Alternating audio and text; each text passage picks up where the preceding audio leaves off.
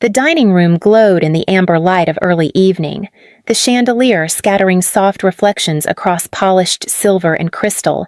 The scent of roasted rosemary chicken and freshly baked bread hung in the air, mingling with the low murmur of conversation.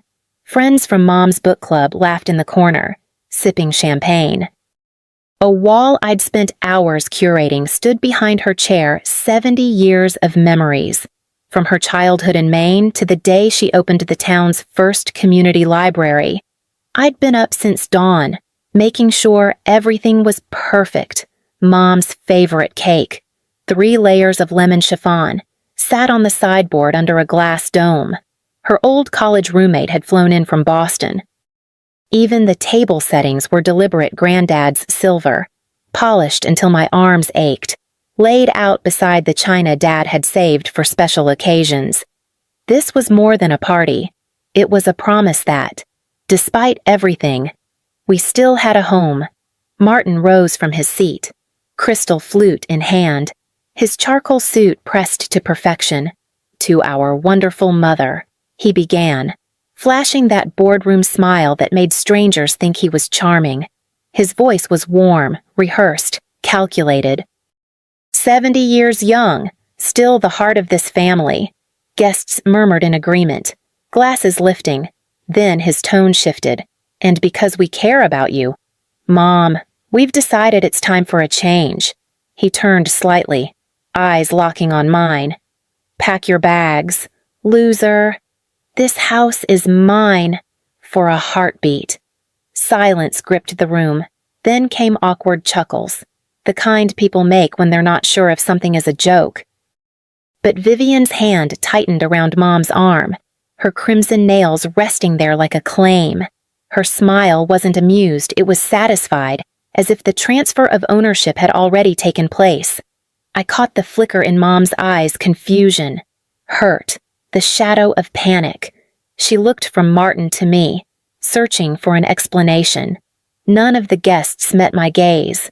Champagne glasses clinked as if someone could toast the tension away. I slid my chair back slowly, every muscle tight, and walked to the hallway. The cool air from the front door met me as I stepped outside, phone already in hand.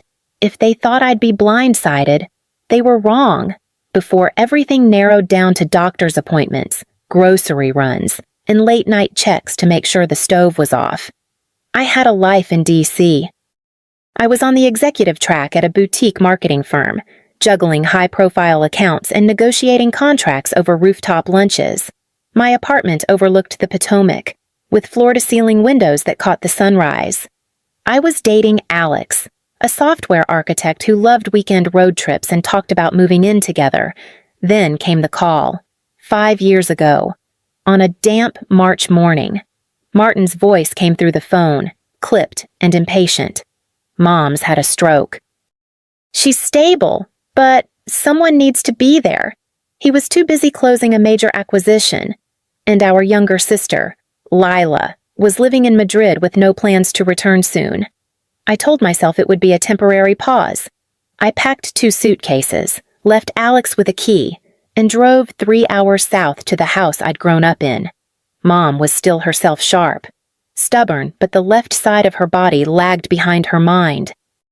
She needed help with meals, therapy appointments, small tasks that kept her dignity intact. Weeks turned into months. I started taking calls from the firm at odd hours, working from the dining room table between caregiving duties.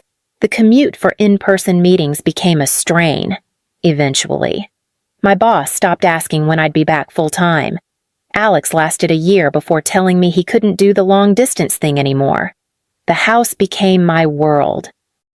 My father had built the screened porch by hand the summer before he died, sanding each board until it felt like silk under bare feet. The oak banister on the stairs still bore the faint dent from the time I'd tumbled down at age 7. Every creak in the floorboards, every chip in the kitchen tiles, was part of our family's story. I told myself I was staying for Mom. That walking away from my career, my relationship, my independence was a choice made out of love.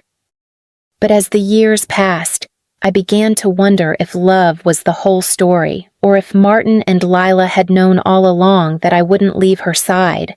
And now, watching Martin stake his claim, I could feel that suspicion hardening into certainty.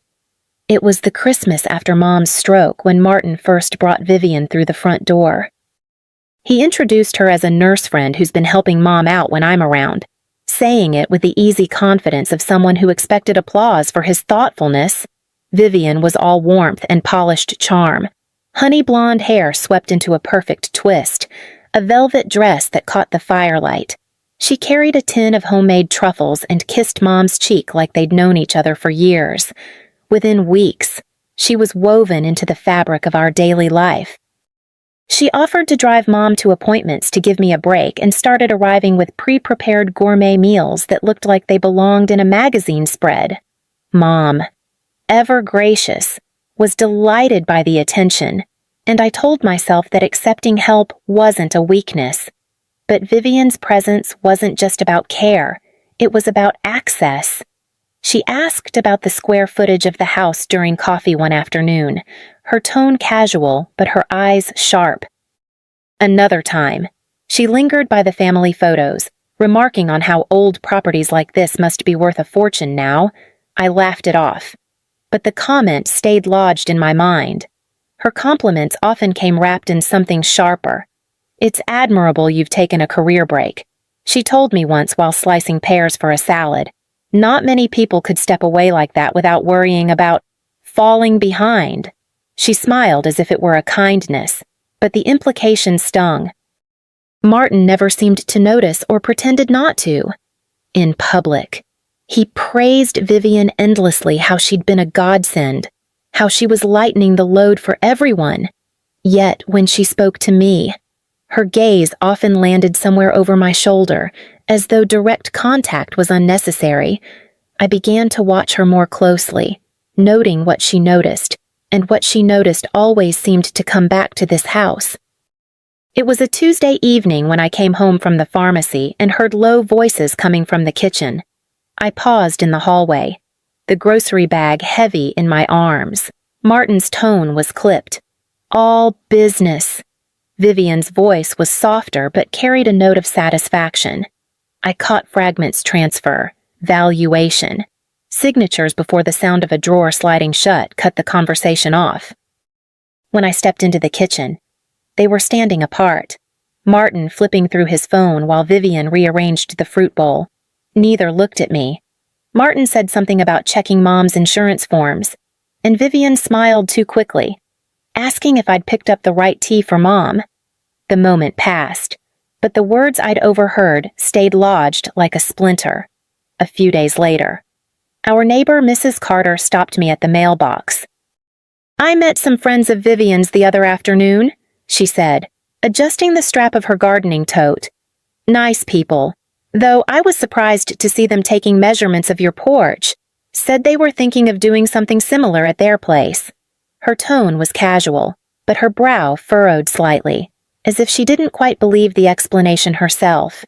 Meanwhile, Mom was having more moments of confusion. She would lose her train of thought mid-sentence or forget where she'd left her reading glasses, only to find them in the freezer. Vivian brushed it off with a sympathetic tilt of her head. "It's just aging." She told me, "You can't expect her to be as sharp as she used to be." But the changes felt sudden, and they didn't sit right with me. Mom had always been meticulous about details, even after her stroke. Now, whole afternoons seemed to slip from her memory. That weekend, I drove over to see my Uncle Clive. The walls of his study still smelled faintly of the law books he'd packed away after retirement. He listened without interrupting, fingers steepled under his chin. When I finished, he leaned forward. "If they're meeting with a real estate agent," he said, his voice low and certain, "time is shorter than you think. These things move fast once the paperwork's in motion." The certainty in his eyes told me I couldn't afford to wait for proof to fall into my lap. Clive's warning stayed with me like an echo I couldn't silence. If they were moving pieces behind the scenes, I couldn't afford to wait for the perfect moment. I had to make my own. The first step was observation. I bought 2 discrete cameras, small enough to disappear against the crown molding in the living room and kitchen. I placed them where they would catch both casual interactions and anything unusual: papers on the table, conversations in low voices. The memory cards became my private archive, footage I reviewed late at night with the volume low and the blinds drawn. Next, I began tracking Mom's medication. I kept her prescriptions in a locked box in my room, doling them out exactly as prescribed and noting every dose in a spiral-bound notebook. I also kept a separate log when Vivian helped with tea, when Martin stopped by unexpectedly. Any change in Mom's alertness. Patterns started to emerge, subtle but undeniable. With the evidence building in motion, I reached out to Rowan Hale, an old friend from my short-lived attempt at law school who had gone on to specialize in elder law. We met in a quiet corner booth at a coffee shop 2 towns over. I told her everything: Martin's announcement, Vivian's comments, the neighbors' observations, Clive's advice. Rowan didn't interrupt, just took notes on a legal pad.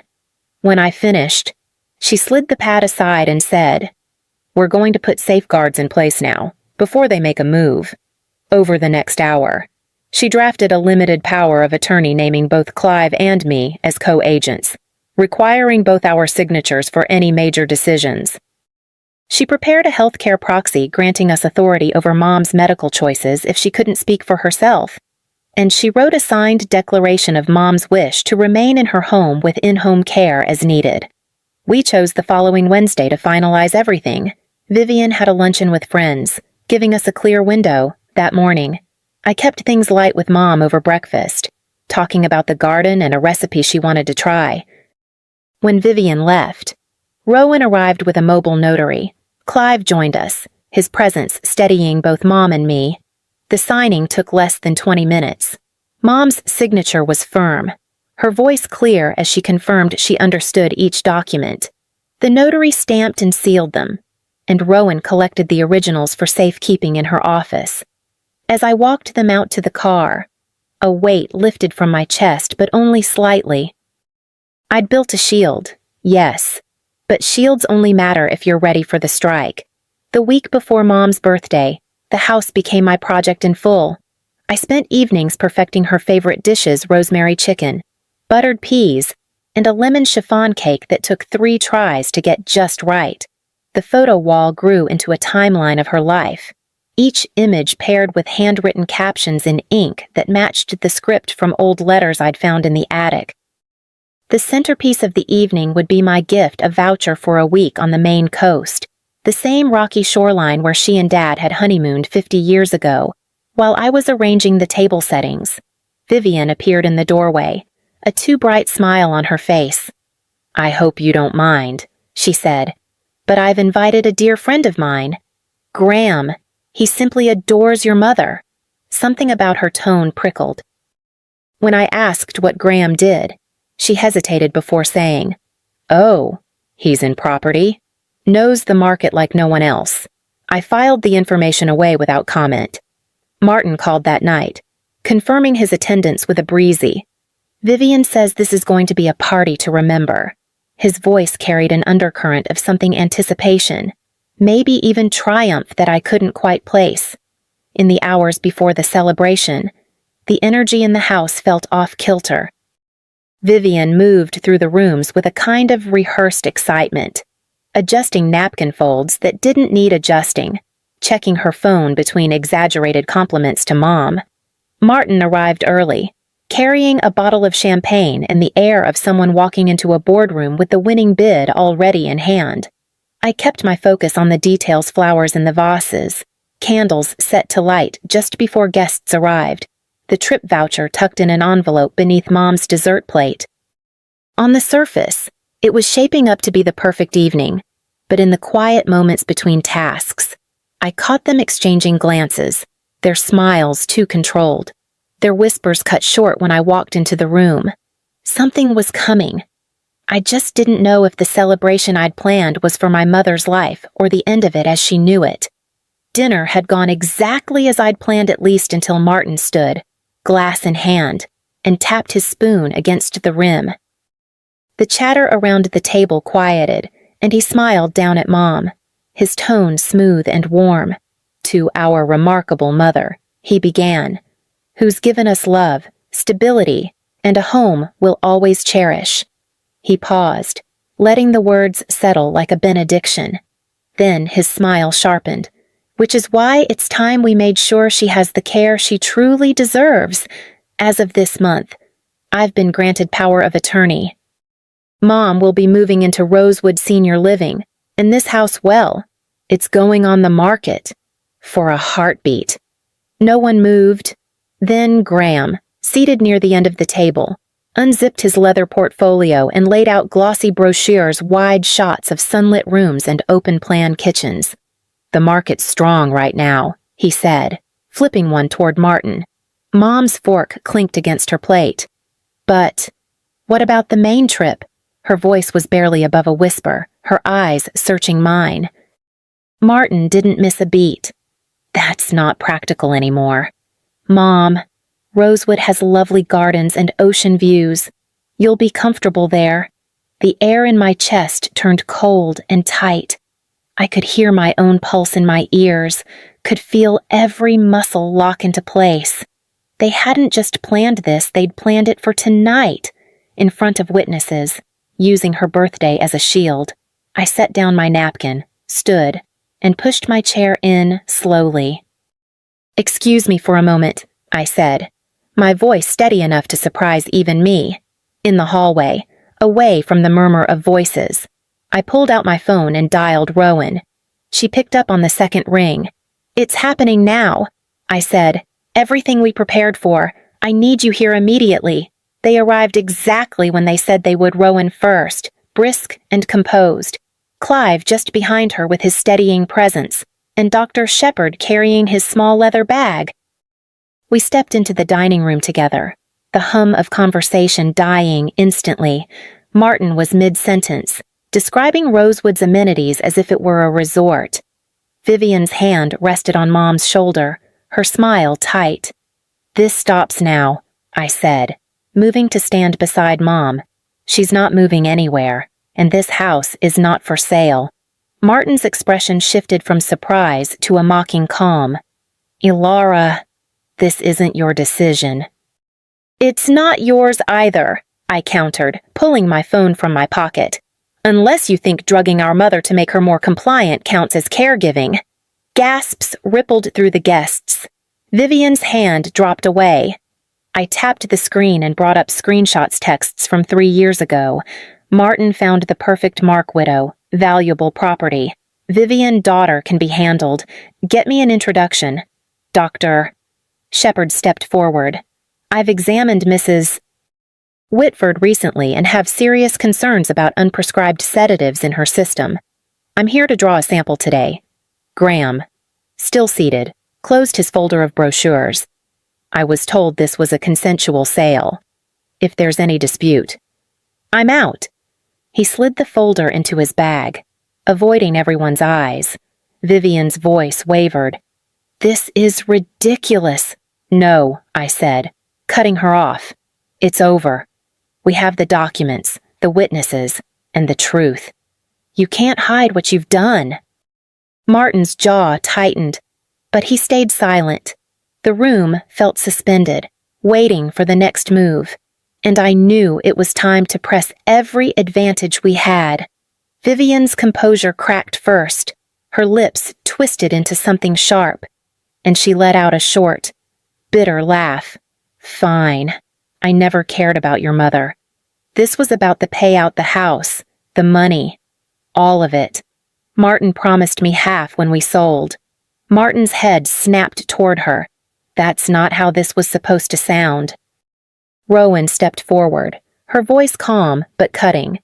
"You mean it's not how you wanted it heard? We've traced over $80,000 in transfers from your mother's accounts to your own company, Martin, all under the guise of management fees." He opened his mouth to object, but Mom's voice stopped him. Stronger than I'd heard it in months. She said, "Vivian, get out of my house." The room went silent. Clive didn't miss a beat.